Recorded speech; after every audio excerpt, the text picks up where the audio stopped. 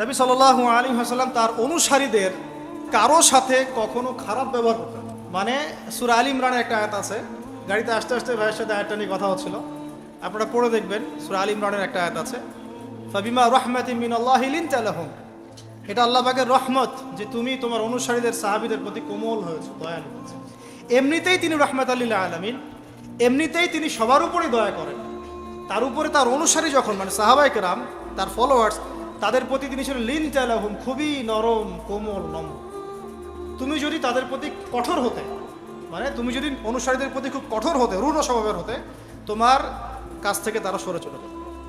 একটু খেয়াল করে দেখেন, আমরা যারা ধর্মতাত্ত্বিক নেতৃত্ব দিচ্ছি বা অন্য জায়গায় দিচ্ছি, আমরা একটু কঠোরতা বেশি আরোপ করি না?